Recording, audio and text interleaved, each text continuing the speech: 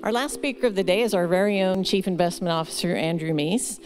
He's going to speak to us on the role of alternative investments in portfolios. So particularly in times like these, alternative investments can really be a safe haven in your portfolio as they don't act in correlation with stock market or the bond market. So Andrew is going to give us a little more insight into the role of alternatives. As most of you know, Andrew is the Chief Investment Officer and one of the founding partners of Meridian. Prior to founding Meridian, Andrew was a portfolio manager with Morgan Stanley Wealth Management, where he created and managed a large portfolio of investments which most of you utilize still today. His previous positions include Corsair Capital Management, a hedge fund company in New York City, as a research analyst, and JP Morgan in the equity research department. Andrew is a graduate of Georgetown University with a BS in finance and holds a CFA. Andrew and his wife Jamie are here in Wichita with their boys Henry and John, and also his parents. I'm going to mention them because they're here today too, John and Rena Mies. So with that, please join me in welcoming Andrew Mies.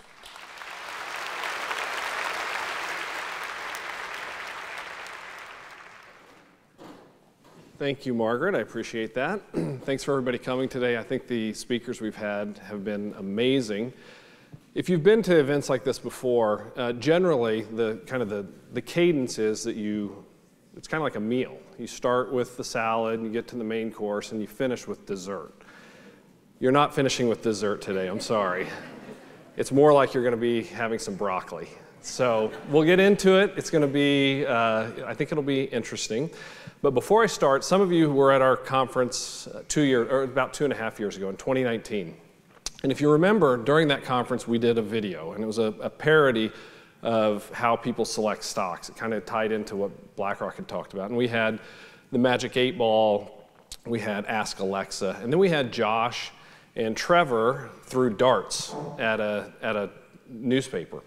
And so I asked them to update us on where did those stocks that those darts picked, how did they do over the last 2.5 years, hoping to be able to show you what a foolish decision that would be. So the two stocks that were picked, I doubt anybody remembers, were Monolithic Power and Monster Beverage. Since that time, the S&P 500 is up 31% since the day of our last conference through yesterday. So up 31%. Monolithic Power is up 140%, and Monster Beverage is up 43%. So after this, we'll get the dartboard out and we'll start throwing some darts. So going into talking about alternative investments, it is a timely topic to talk about right now because of what's going on in the liquid markets. And so let's just jump into it.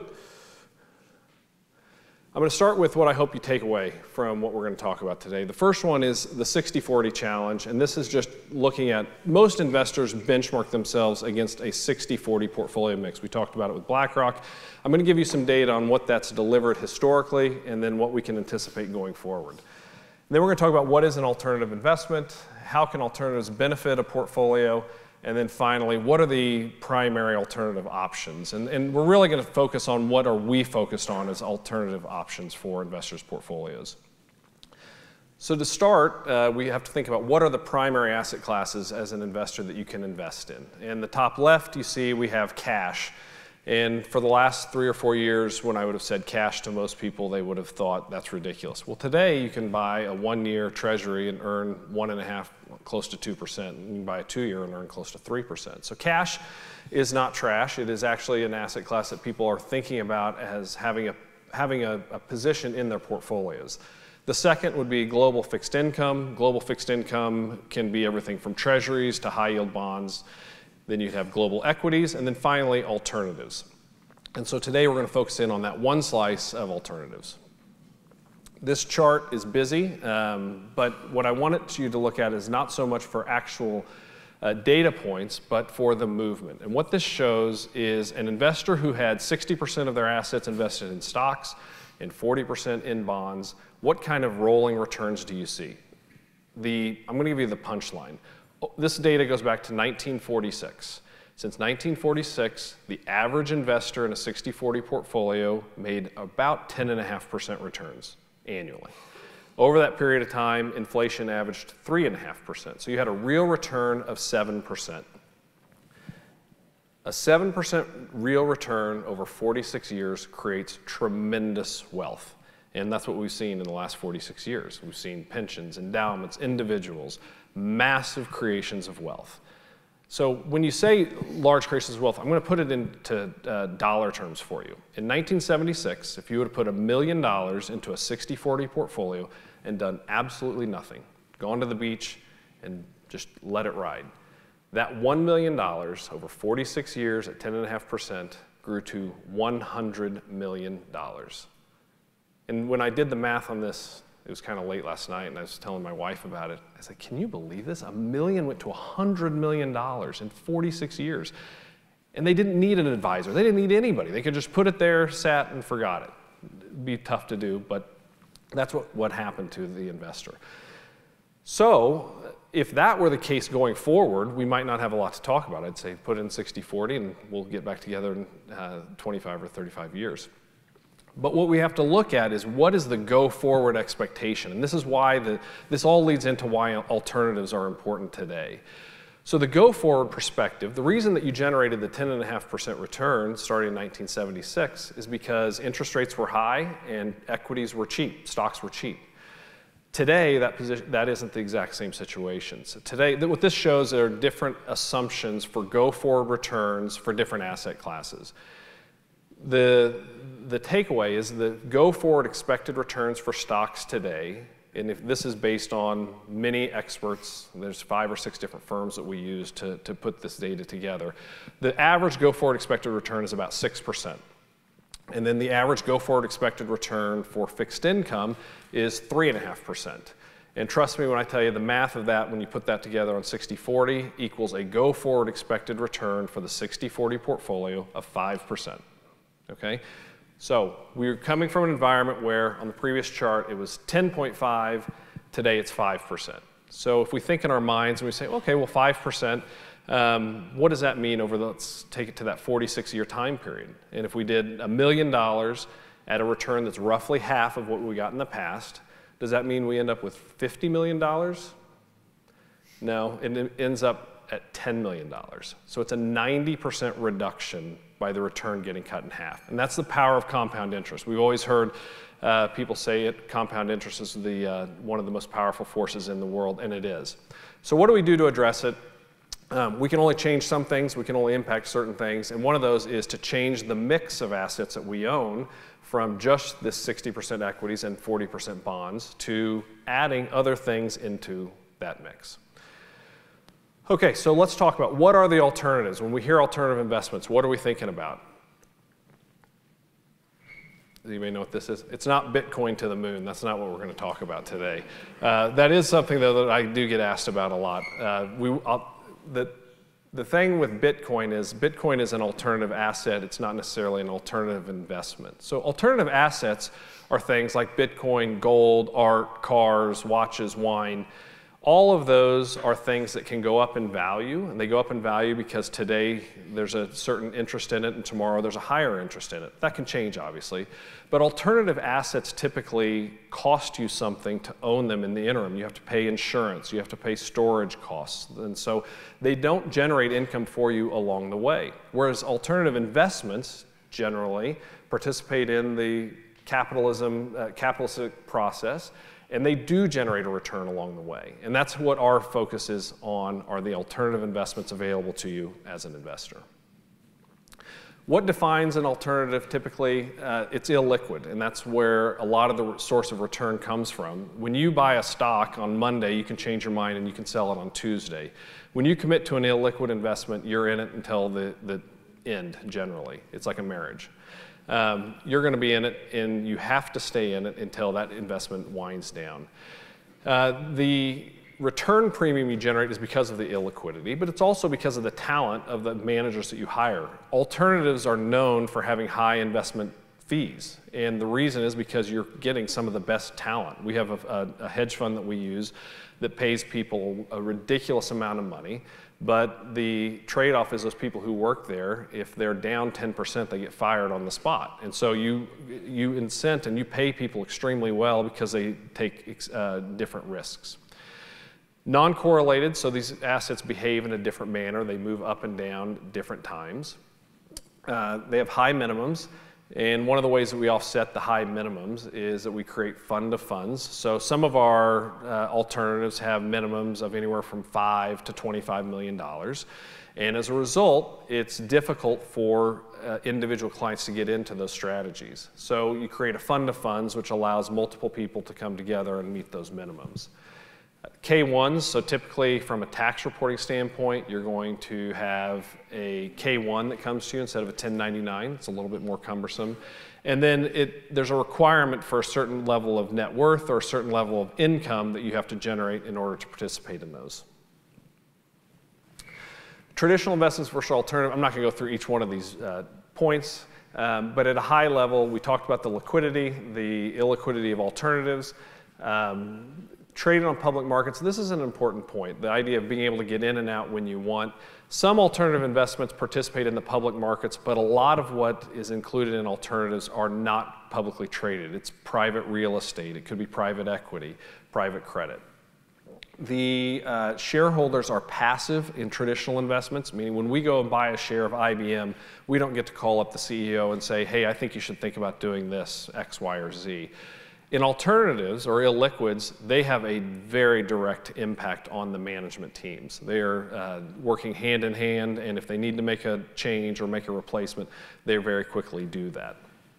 And then finally, the performance of liquid investments. So if you own a stock and it's doing great, so right now Procter & Gamble is doing terrific. They're selling as much toothpaste as they ever have. But Procter & Gamble's stock is down just because the market's down. And it just reacts in concert with the public markets. That's called the beta of a security to the public markets. So it doesn't matter if a company is immune from what's happening economically. If it trades publicly, it's going to go down with the markets. That's not the case with illiquids. And a great example, I actually think I have this point in here, is on real estate. So public real estate in the first quarter of this year, most publicly traded REITs, their underlying portfolios did extremely well. But in the market, they were down about 5.5% in the first quarter. Private real estate, which we track very closely, was up about 4% because it doesn't have that public beta. Why invest in alternatives? The primary reason is diversification. I'm going to show you next a slide about what alternatives do to the portfolio through that diversification benefit. It reduces portfolio volatility. We've seen this in the first quarter. All of the alternatives that we track at a frequent level were up in the first quarter, whereas the bond market was down 10%, the equity market was down double digits. So it reduces the volatility of your portfolio. Low correlation to other investments, that's the simplest way to think of that is they don't necessarily zag when the other things zag. They can zig and zag at different times. Generate income, we're going to talk about private credit, has a very good income generation capability. And then finally, high risk adjusted returns. That's the whole reason of doing it. If you give up liquidity, we're doing it because we think we're getting better risk adjusted returns than were available. This is the efficient frontier. A guy named Harry Markowitz came up with what today seems like a pretty simple concept, but he won a Nobel Prize for it. And the idea is that you should build a portfolio that maximizes your return given a certain level of risk. So on the bottom part of that the x-axis, you see the amount of risks that you're taking, and on the y-axis, you see the amount of return. It would make no sense to build a portfolio that had lower returns than what you could earn on that red line on the efficient frontier. It'd be stupid. It just wouldn't be very smart. And so the idea being put together a variety of different investments that allow you to maximize your return per unit of risk. And a lot of people in this have seen the optimizer that we do at 6 Meridian. That's exactly what that exercise means to do. It says if we put together portfolios that have different correlations, different movements, how do we maximize return?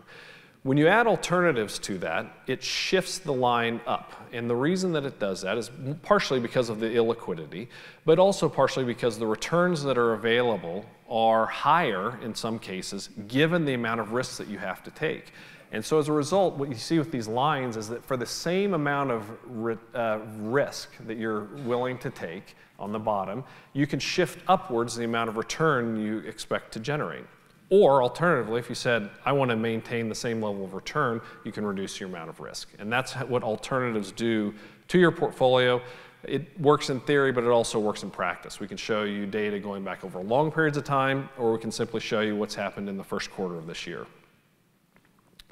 The alternative landscape, there's 4 primary categories that we look at. The first being private equity, the next being private credit, then private real estate, and then finally hedge funds. And each of those 4, Josh and the people that we work with, we look at each one of those categories independent. They behave differently. There's different times in the cycle where it makes sense to be aggressive in one, and there's different times to make sense to harvest out of some of them.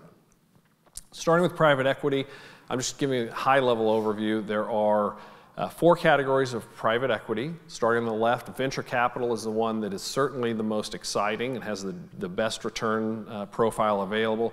If any of you paid attention probably last fall, last summer, you started seeing some of the pension and endowment funds primarily because they have to publicly report. And I remember this one, KU Endowment reported their returns, and I mean, they were just astronomically high. And it was tied primarily to the investments they had made in venture capital. And so if you think about what's happened over the last 3 or 4 years, the number of companies that have had tremendous returns, that generated strong returns for the endowments. And the largest investors in VC funds are endowments, it's not individuals.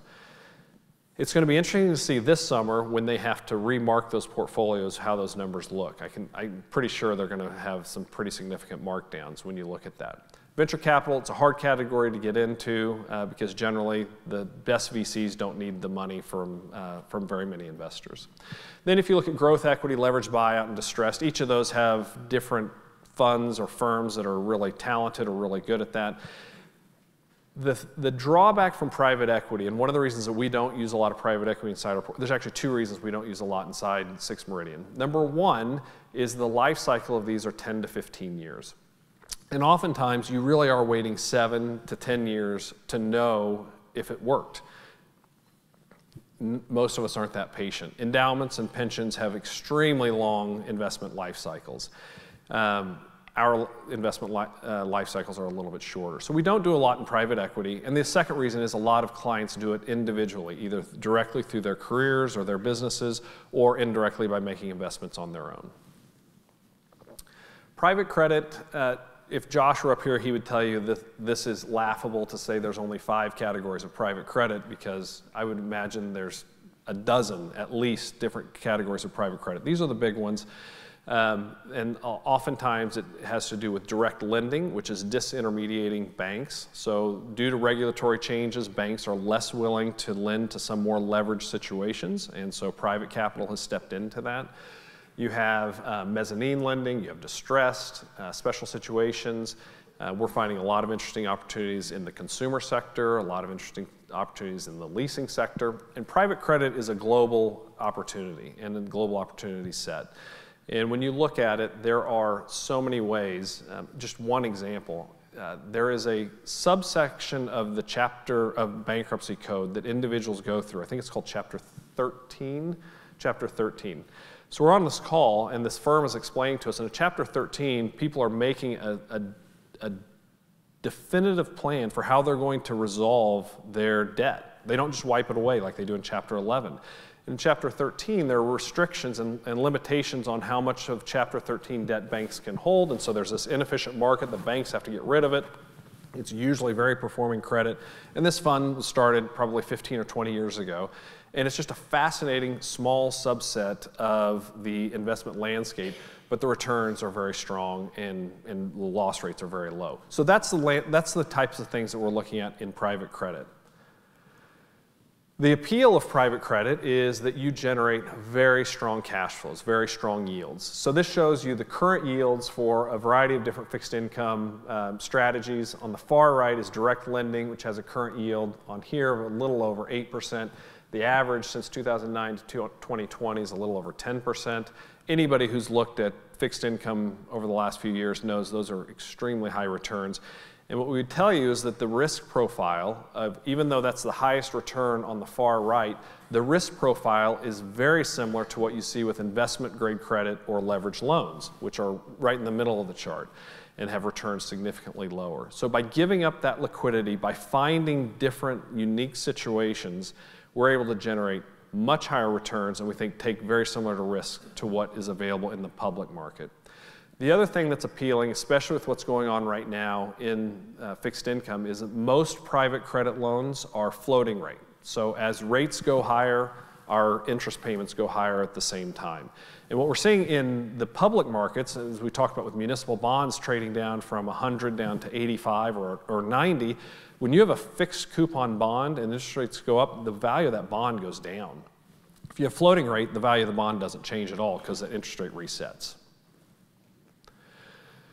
Private credit drawdowns. So what this chart shows is, because one of the points we make is that it reduces your risk, reduces your volatility. And this could be true for any of the alternatives that we're looking at. The drawdowns are just less. They're less severe because you don't have the same mark-to-market that you have. You don't have the same panic that exists with publicly traded securities. And what we see here is the private credit drawdowns. And this data goes back to 2005, I think. About 10% for direct lending, significantly less than high yield or leveraged loans, kind of in line with US investment grade. But if you recall on the previous chart, the returns that you generate are significantly higher, the income that you generate is significantly higher. Private real estate. So before I go into this chart, which tells you what environment private real estate does a good job in, I just want to talk about what is private real estate.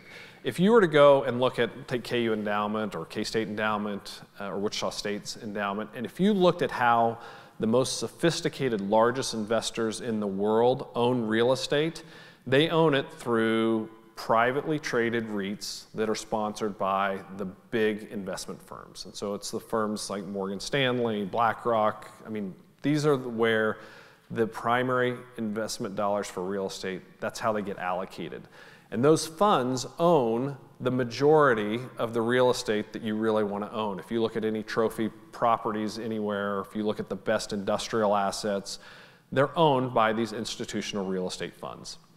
So when we were looking at this category, we said, well, we want to invest like they do.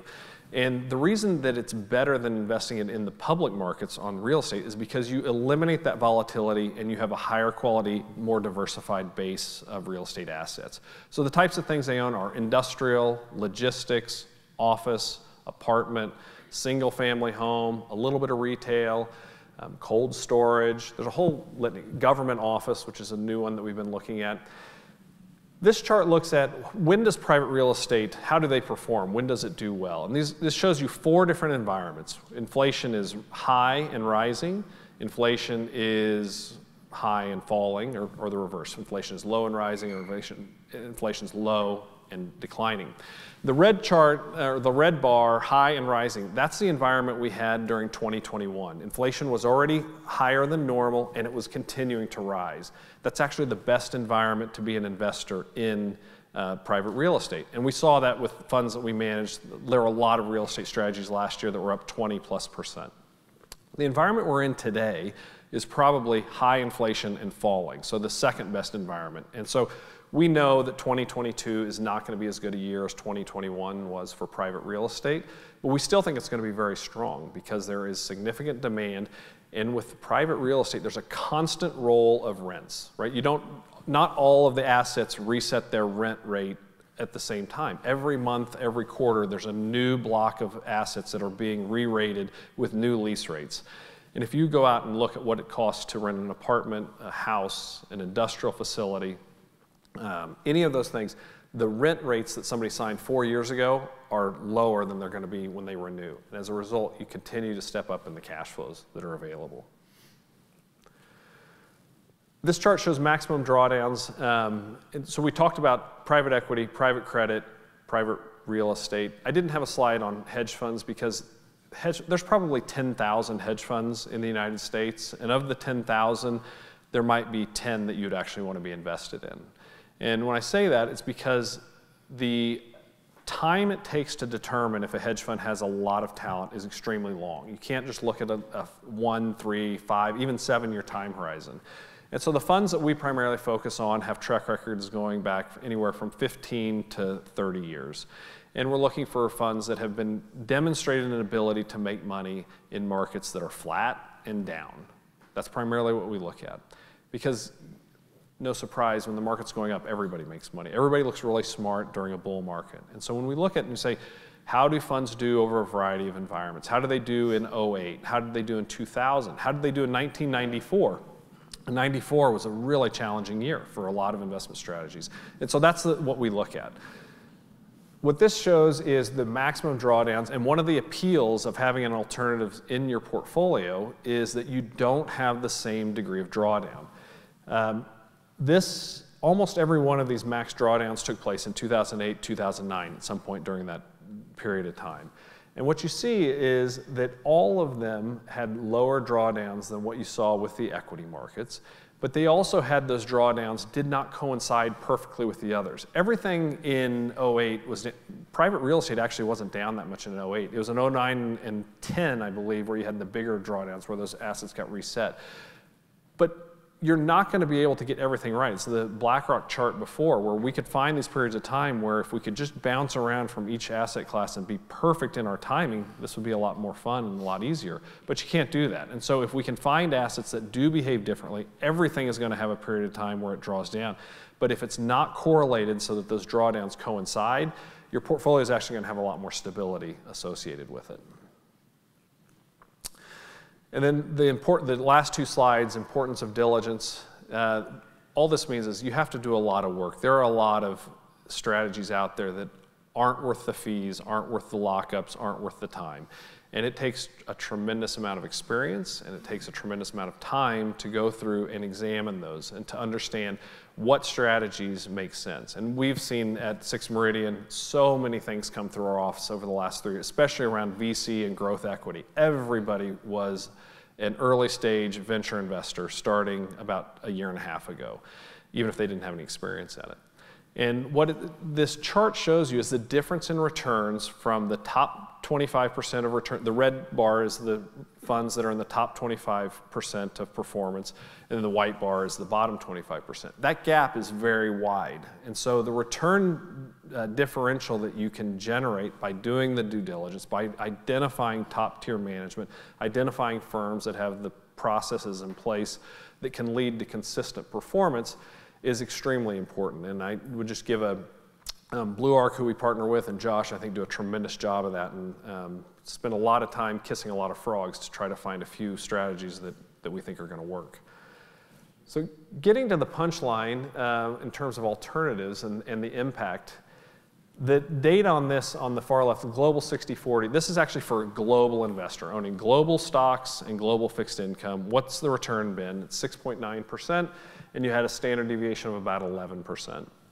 And what you see is by adding into your portfolio as an investor varying amounts of alternatives, it would have benefited your go-forward return. But the other thing that I think makes it clear is if you put 5% into alternatives, it helps a little bit, but it also creates a lot of complexity for you. It changes your tax reporting, it changes the frequency of having updated numbers. And so what we tell people is a little bit of a dabble. If you want to do that, that's fine, but a little bit of a dabble in this probably isn't going to make enough positive impact on your overall returns to make it worth. It's kind of that old saying, the juice isn't worth the squeeze. So if you only put 5% in, it probably doesn't work. But if we get out to the far side of that chart, where you look at 20 or 25%, and we see some large, very intelligent investors, very sophisticated investors, who are out at 30, 35% in alternatives today. So if you get to the 20 or 25%, you start to have very meaningful impacts in terms of your return and your risk. And this is looking in the rearview mirror. What I would tell you on a prospective basis is we think that the impact is going to be even larger. Because if you look at what the starting point is for valuations on stocks and the starting point of what the returns you can generate for fixed income are today, we think that the ability to generate a 5% return from a 60, we think is very clearly there. But by adding a meaningful amount of alternatives to your investment, we think that the incremental addition can be pretty significant. And if you look at the 25%, you pick up almost a 1% in return, and you reduce your standard deviation by about 1.5%. So that was the broccoli. That was the investing discussion about what we're doing with alternatives. I'm going to open it up now because the world has been crazy, and oftentimes there's questions, and I'm happy to answer questions about what we've got up here, but also happy to answer any questions you have about what's going on in the investment landscape. And if you would wait for Amber or Amy, if there are any questions, the floor is open and I will answer anything that people have. Come on, somebody's got to have something. I mean, I get this every time I meet with you all. What's the market going to do? I mean, I can give you the questions that you ask if I need to. What's the market going to do? It's going to fluctuate. That's the famous saying from J.P. Morgan. So it will fluctuate. I think that we are in a different environment. Since 1980, roughly, the Fed has been a huge tailwind for risk assets. The Fed has lowered consistently. They defeated inflation in the early 80s, and since that time, we've had a steady decline in interest rates, and the Fed has been there when the market got tough. They stepped in and either lowered interest rates or began buying bonds. I think that environment has changed, and it's changed for a couple of reasons. Primarily, inflation on a global basis is significant, and I think it's more entrenched maybe than what people had hoped, certainly more entrenched than being transitory. As a result, in order to beat that, I don't think that taking interest rates up by 200 basis points when we have the highest inflation we've seen in 40 years probably solves the problem. So you probably are going to have rates be either higher for a little bit longer or go higher than what people anticipate. So does that mean that we have to have a 2008 crash? No. But what it can mean is we could have a long period of time of marking time, that the market just doesn't move forward in a meaningful way, that it is a difficult slog, so to speak. I think there are parts of the market, there's parts of the different industries that can do well. You know, energy has done very well in the first quarter. A lot of basic materials companies look like they are reasonably well positioned. But I think that that's a challenge that we have as investors, is that the Fed isn't completely at our backs. I don't know what that means over the next 6 months. I don't know what it means over the next 12 months. But I think it's just going to be a little bit harder. The other thing is that we do have an election coming up, and typically post-midterm elections of a first-year president, that next year is reasonably good in the market because all of the politicians want to do things that are extremely stimulative to the economy. And so they might be at loggerheads with the Fed, but generally that what would be the third year of a Biden presidency is typically a pretty good year for investors. Okay, that's the first question I get. Yes? At the very beginning, do you have a comment? I have a comment. So there's a lot going on in crypto, and it felt very easy, and it felt very obvious, and it also felt very smart to talk about it a few months ago. What's happened in the last few months is everything has momentum, right? There's momentum on the way up, more dollars coming into something drives the price up, and then the momentum works the other direction, and we're seeing that to some degree. But we're also seeing how easy it is for nefarious actors, intelligent actors, to commit fraud, to steal inside the space. And we've had numerous cases over the last several months of just outright theft, outright fraud. We've also had examples of things that sounded good on paper unwinding. I'm not going to get into it in detail, but Luna and Terra are these two coins that were supposed to maintain parity with the US dollar. I mean, they should have always been at 1. They traded down to 30 cents at one point this week, which caused a huge panic in Bitcoin, traded back up to $1. I don't know where it is today. But there is so much going on. And I think that what you have to say is, do I want to own Bitcoin for the long haul because I think it can go to 100,000? I think that's a possibility. It could. Just like if you look at what that Andy Warhol painting sold for this week, it was $100+ million for an image of Marilyn Monroe. If there's a limited supply of anything, the price can go to whatever that final buyer wants to pay for it. But I'm not sure that for the people sitting in this room, it's obvious what problem Bitcoin solves that we have. I think that if you're in Ukraine or if you're in Venezuela or if you're other parts of the world, Bitcoin may solve a problem of unstable monetary regimes. But I'm not sure for the people in this room if it solves a meaningful problem that we have. So I can't tell people not to do it. I can just say, generally, I don't fully understand it. And if you don't understand it, sometimes it's best to stay away. Warren Buffett said. Yeah. Probably said it better than I did. There's also these NFTs that get sold, and they sell for $2 million and go down to a few $1,000s. Speculation sometimes works, but sometimes it doesn't. And what we focus on is if you buy investments that have, proven reasons to exist and proven cash flows, you'll end up in a better spot. It might not be as fun to talk about, but probably the outcomes are better. Okay, next time I meet with you all, I'm going to assume nobody has any questions then. Okay, thank you all for coming. Thank you very much, Andrew. It was very insightful. We appreciate it. And you won't get off that easy in client meetings, I'm sure. A couple of things as you leave today. First of all, whatever of the presentations are approved, the videos of those presentations will be available on our website, and we will send out an email letting you know they're available. In the meantime, if you have any questions about anything you heard today, we're happy to follow up and get you what we can. I hope you would agree, we know your time is very valuable, so asking you to come spend a whole morning with us is a big ask. But I hope you would agree that what we brought to you today, from anywhere from municipal bonds, which are a big part of everyone's portfolio, to alternatives, to what's going on in the world from a political and world conflict standpoint, to some very inspirational and motivating insights into how people are actually changing lives in a meaningful way. I hope you'd agree that it was a very interesting and meaningful morning. I want to thank you all also. I know we all been through a lot the last couple of years, and we appreciate your ongoing trust and support and faith that you put in to the people of 6 Meridian. I want you to know we have 24 people now who come to work every day driven by what they can do to help make your lives easier and doing their best work for you. So we just really appreciate all the support that you give us. With that, I thank you so much for being with us today, and we wish you a happy rest of your day. Thank you.